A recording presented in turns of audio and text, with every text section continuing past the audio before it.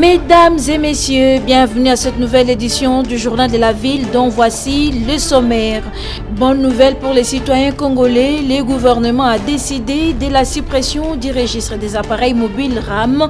C'est au cours de la réunion du Conseil des ministres ce vendredi 18 février et toutes les dispositions ont été prises pour qu'à la date du 1er mars 2022, que toute ponction directe sur les unités des utilisateurs des appareils mobiles cesse.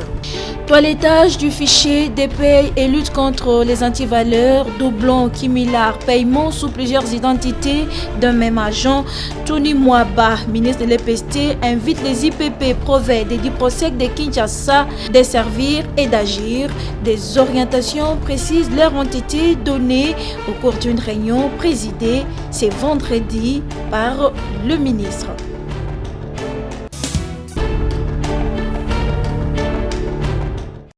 Le ministre de l'enseignement primaire, secondaire et technique, le professeur Tony Mwaba Kazadi, a réuni en son cabinet de travail ce vendredi 18 février tous les inspecteurs principaux provinciaux, les directeurs provinciaux de l'EPST, les directeurs provinciaux du service de contrôle et de la paie des enseignants de toutes les provinces éducationnelles de la ville de Kinshasa.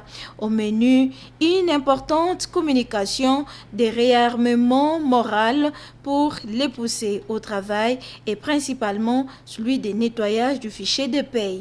Cette réunion est une réponse du ministre au rapport qui lui a été fait selon lequel il y a un véritable désordre entretenu dans différentes banques où des gens qui ne travaillent pas à l'EPST continuent à toucher les salaires et disposent même des numéros matricules. Pire, certaines personnes se font payer sous plusieurs identités et que dans certaines banques également, les salaires flottent. Je voudrais quand même que vous vous réunissiez, chacun de vous, dans sa province éducationnelle avec les Diprosec. Je veux vraiment sentir quand même qu'il y a un changement pour axer votre action sur le nettoyage du fichier. N'attendez pas seulement que l'initiative vienne au niveau national. Dans la plupart des cas, même les institutions qui sont de niveau national, ce n'est même pas relayé, ce n'est même pas suivi.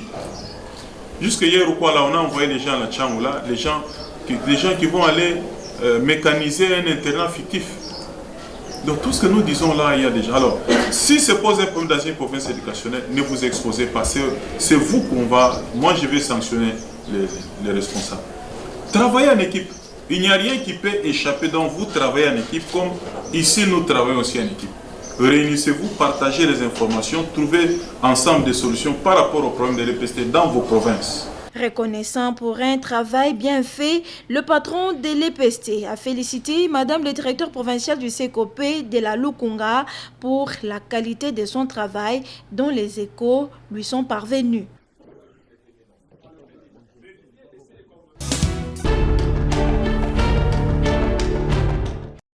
La ministre d'État, ministre de la Justice et garde de Sceaux, Rose Mutombo Kiese, a au nom du Premier ministre Jean-Michel Sama Lukonde lancé ce jeudi 17 février 2022 à Kinshasa le plan de réponse humanitaire de la RDC 2022 en présence du ministre des Affaires sociales, des Actions humanitaires et Solidarité nationale, Modeste Mutinga, des acteurs humanitaires, des ambassadeurs et chefs de mission diplomatique accrédités en République démocratique du Congo. La RDC et la communauté humanitaire ont besoin de 1,88 milliard de dollars. C'est pour apporter de l'aide à plus de 8 millions de personnes.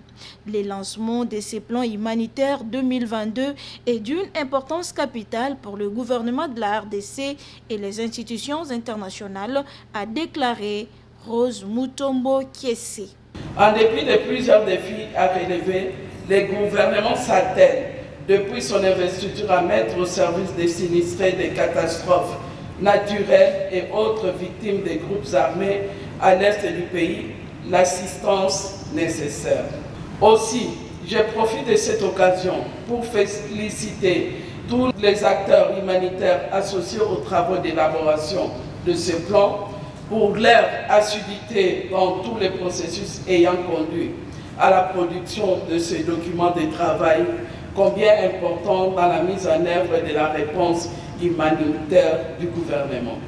Au nom du Premier ministre, Rose Mutombo Kiese a remercié sincèrement tous les bailleurs de fonds pour leur générosité, sans laquelle les plans d'action humanitaire 2021 ne seraient qu'un chapelet d'intention au regard de la récession économique provoquée par la pandémie à Covid-19 qui n'a épargné aucun pays parmi les donateurs habituels.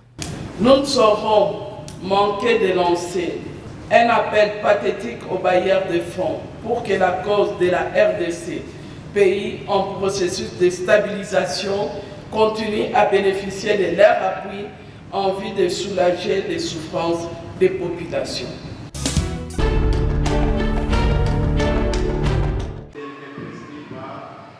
Après la commune de Massina, Ndjili, la campagne de sensibilisation et conscientisation des jeunes violents à la non-violence s'est poursuivie ce mercredi 16 février 2022 avec les jeunes de Kimanteke. Campagne organisée par la Ligue de femmes pour le développement et l'éducation à la démocratie, l'IFDED. Invité à cette journée, le bourgmestre de la commune de Kimanteke, qui s'est fait représenter par son chef des services de développement, qui, à l'occasion, a démontré aux violents les conséquences de violence dans la commune de Kimanteke, tout en les invitant de se désengager des actes barbares. Et à ses côtés, le commandant adjoint du district, Marie-Paul, qui a mis en garde tous les jeunes qui s'adonnent aux violences. Intéressée par le travail qu'a la LIFDED dans la promotion de la paix, Francine Wingi de la MONUSCO, partenaire de la LIFDED, s'est entretenue avec ces jeunes violents sur les rumeurs et comment les éviter. Très touchés par cette sensibilisation, les jeunes violents de Kimanteke promettent de faire le bien. La commune a dit to mettre fin na violence, pour brutaliser batu, o ezaya yo to meka obotola, o ezobebisa nos réputation ya commune et ya isika o tozwami. Ce qui violence na commune na biso batu ba roya te to malrola commune moko ya ba délinquant ya ba nini mais ce qui violence ezate batu ba roya. Grâce Lula Amba, coordonnatrice de la Ligue de femmes pour le développement et l'éducation à la démocratie, revient sur l'objectif ultime de cette sensibilisation. Bon, l'objectif de tout ça, c'est que les jeunes se désengagent, qu'ils quittent le camp de la violence pour agir comme des membres actifs de la société. S'ils sont en train de gagner leur vie en utilisant la machette, qu'ils abandonnent la machette, qu'ils trouvent d'autres emplois. Ce programme, c'est un processus. On les accompagne pour quitter la violence, mais au même moment, on utilise le leadership qu'ils ont, qui est négatif, qui est destructif, pour qu'ils construisent un leadership positif vers l'entrepreneuriat, vers l'autonomisation. C'est avec l'appui de la GIZ et du secrétariat de la CIRGL que cette campagne de sensibilisation des jeunes violents à la non-violence est rendue possible par la LIFDED.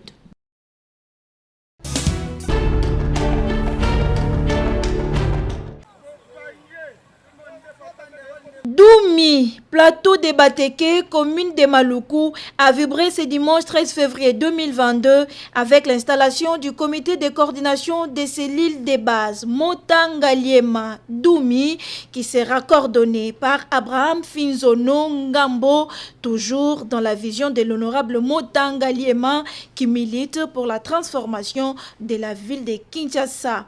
Dépêché par l'honorable président national de la coordination des cellules de base, MOTA CCBM, pour l'installation de ces comités, Michel Mbala a appelé les nouveaux comités installés à braver la peur et à travailler sans relâche pour porter haut CCBM. Il a à l'occasion remis les insignes de la CCBM au comité installé et c'est à la grande satisfaction de la base.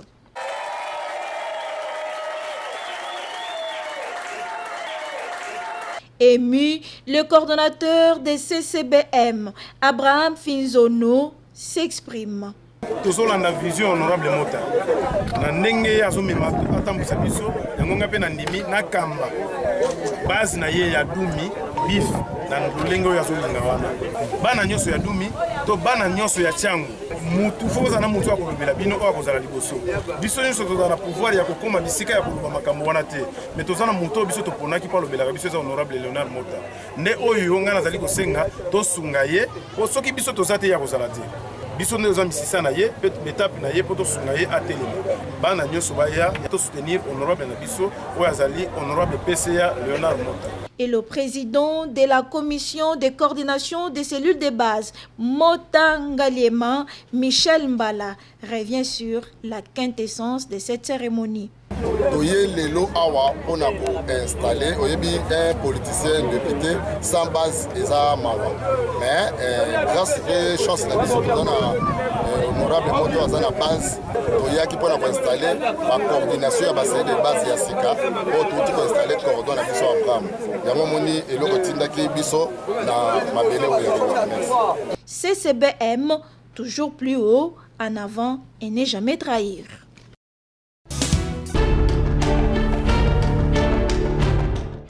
À l'occasion du centenaire de l'évangélisation de la paroisse cathédrale Saint-Jean-Baptiste de Lolo, le cardinal Fridolin Ambongo, archevêque métropolitain de Kinshasa et quelques évêques de la province ecclésiastique de Mbandaka ont effectué une visite pastorale à Lolo.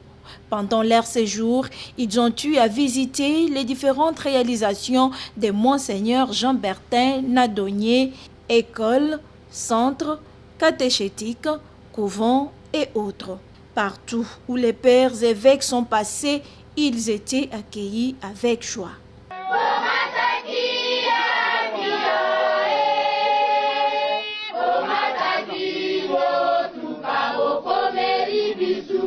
À l'issue de la visite, le cardinal Fridolin Ambongo s'est dit très flatté du travail abattu par Monseigneur Jean-Bertin Nadonnier dans le diocèse de Lolo. Je suis très frappé par le travail abattu par Monseigneur Jean-Bertin Nadonnier depuis qu'il est arrivé à la tête de ce diocèse il y a 7 ans. J'étais ici pour son ordination pendant que j'étais encore évêque de Bukungu-Ikela. Et Lolo que je vois aujourd'hui, ce n'est plus le même Lolo que je laissais il y a 7 ans. Il fait du beau travail. Et le dimanche, le cardinal a célébré l'Eucharistie, marquant la clôture de l'année jubilaire. Il a à cet effet ordonné diacre un séminariste du même diocèse. Kosepela jubilé ya paroisse ya biso ezali libaku ya kotondo nzambe botondi. Awa tozali kosepela mibu mokama tosengeli pe lisusu komanyola po ya kotala epai kani touti pe epai kani tozali kokende. Nzambe atondisa biso na gracia pote na mibu miye mizali koya toyeba komipesa na ino koleka o misala. Cette célébration a connu la participation du vice-premier ministre, ministre de la fonction publique Jean-Pierre Liaou, des gouverneurs de Bazouélé et de la Mongala, pour soutenir les actions de Monseigneur Jean-Bertin Nadonnier de Lolo. Le vice-premier ministre a donné une enveloppe de $30,000 américains.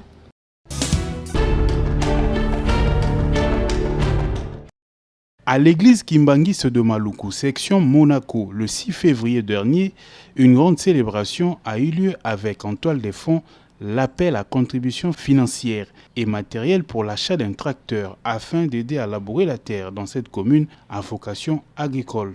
Un autre point inscrit à l'ordre du jour, c'est la grande compétition de la collecte des fonds dit Ntintani qui aura lieu le 27 février prochain dans la section Gamanzo, toujours dans la commune de Maluku. Ceci sous la bénédiction du représentant provincial de l'église Kimbangiste ville de Kinshasa, le révérend Urbain Swalenge. Après la prise de parole de l'évangéliste José Kumbala, orateur du jour, le pasteur communal de l'église Kimbangiste Jean Mama Ikana a exhorté les fidèles à découvrir la face de Dieu et en rendre témoignage. Jean Mama Ikana a par la même occasion présenté 2 coupes qui gagneront les 2 meilleurs le 27 février prochain, une pour le mouvement et l'autre pour les sections qui seront en compétition. Le pasteur communal de l'église Kimbangi Maluku a également présenté la facture pro forma pour l'achat du tracteur. Ezali société DEM yangoyo ba ingénieur surtout ya qualité yo surtout ba teka kezawa facture ba bimisa libiso yangoyo pro forma ba bimisi total nango eza machine ba komi na bikité ordinateur mta bimisi ba coupo yo papa représentant mta tindi eza ya bisote abi mema ba coupo banda kolakisa ngama oyo eza pona ba section na ba cellule na biso Monaco oyo eza pona ba mouvement oyo eza pona ba section apesika mibale muto akopesa ngo eza ye moko papa représentant donc le 27 na Ngamanzo Maluku mobimba tokoza na Ngamanzo. À son tour, l'évangéliste Kumbala José dit pouvoir respecter les instructions de ses chefs hiérarchiques pour l'activité du 27 février prochain. Tozana esengo pona tina dérogation papa mokonjabula pesika tina biso bena rencontre munene oyo ebonsami na papa représentant provincial papa Sylvain Swalenge na le 27 na Ngamanjo tinchane koleka kitoko ezali première sortie ya dérogation papa pesi sonde tinchane kozala somo awa na direction communale kuna na section Ngamanjo. Il y a lieu de noter que ces cultes a pris fin sous les charmes d'un défilé de la Fluki Maluku entendait flûte kimbanguiste.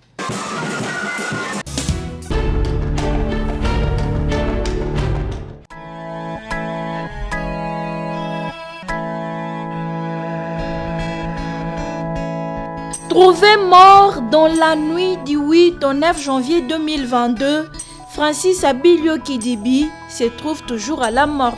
40 jours après sa mort, sa famille et ses amis réclament justice.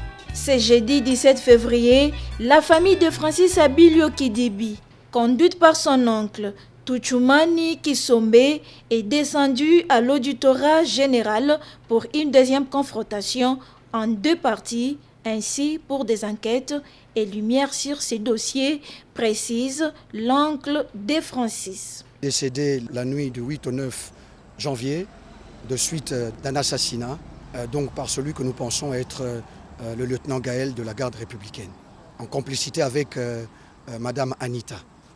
Aujourd'hui spécialement parce que l'auditeur général a voulu que nous nous présentions en deux parties pour une confrontation qui est la deuxième, qui serait en mesure de lui, à l'issue de ça, lui donner quelques possibilités d'avoir des éléments autres pour pouvoir orienter éventuellement le dossier toujours dans le sens soit de le fixer, soit de continuer les enquêtes qui sont en cours. Tout ce que souhaite la famille de Francis Abilio, c'est de voir la justice faire son travail afin que l'auteur de cet acte d'assassinat subisse la rigueur de la loi. Moi, Tochumani Kisombe, avec toute la famille, ma grande sœur Naïna Kisombe, la grande sœur de Francis, Yaya Faïda qui est là, avec toute la famille, nous sommes venus, accompagnés de la maman, apporter notre soutien à la justice, apporter tous les éléments que nous avons auprès de ceux pour qui nous pensons être capables de réprimer ce crime. Nous demandons à la justice d'être ferme, de ne pas pouvoir, comme nous avons eu ouï dire, qu'il y aurait des autorités, que je ne peux pas citer le nom par égard, mais nous dénonçons cela, une autorité hautement placée, soi-disant de la sécurité, aurait sa main mise sur cette situation, eh bien, sachez que le sang d'un innocent crie victime. Et Francis a été arraché la vie à 27 ans, nom de Dieu, mais d'une manière aussi brutale. Entre-temps, le deuil de Francis Abilio Kidibi se tient sur l'avenue Poeti, quartier GB, commune d'Engaliema.